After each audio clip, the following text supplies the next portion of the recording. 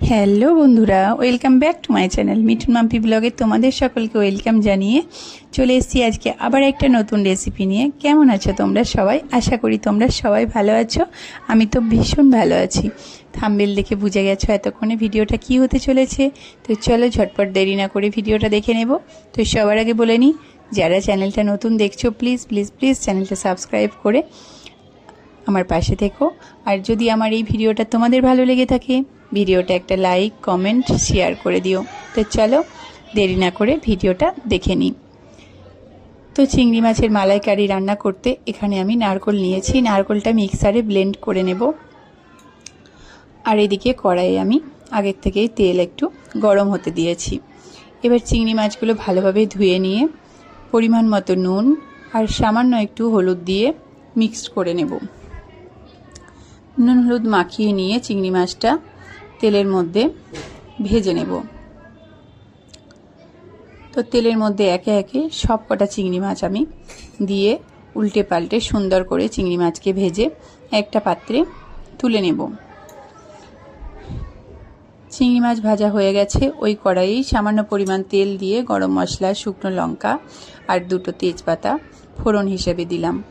আর মশলা হিসেবে আদা, পেঁয়াজ, রসুন আর টমেটো পেস্ট করে রেখেছিলাম একসাথে, মশলা আমি তেলের মধ্যে অ্যাড করে দিলাম। তার সাথে গুঁড়ো মশলা হিসেবে নিলাম হলুদ গুঁড়ো, লঙ্কা গুঁড়ো, ধনিয়া পাউডার, পরিমাণ মতো নুন আর সামান্য কটা চিনির দানা। ভালোভাবে সব উপকরণ মশলার সাথে মিশিয়ে নেব। মশলার গা থেকে তেল যতক্ষণ না ছাড়ছে মশলাটা এইভাবে নাড়াচাড়া করব, যাতে কড়াইয়ে লেগে না যায়। তো দেখো সুন্দরভাবে মশলাটা আমার ভাজা হয়ে গেছে। এবার যে যেমন পরিমাণ গ্রেভি খাবে সেরকম পরিমাণ জল দেবে। তো এখানে আমি জলটা একটু কমই নিয়েছি। এবার ভেজে রাখা চিংড়ি মাছ আমি অ্যাড করে দেব। নাড়াচাড়া করে আমি ব্লেন্ড করে রাখা নারকেল দুধটা অ্যাড করে দিলাম। 2 থেকে 3 মিনিট মতো আমি চাপা দিয়ে রান্নাটা হতে দেব। 2 থেকে 3 মিনিট পর চাপা খুলে আমি ফিরে এসেছি।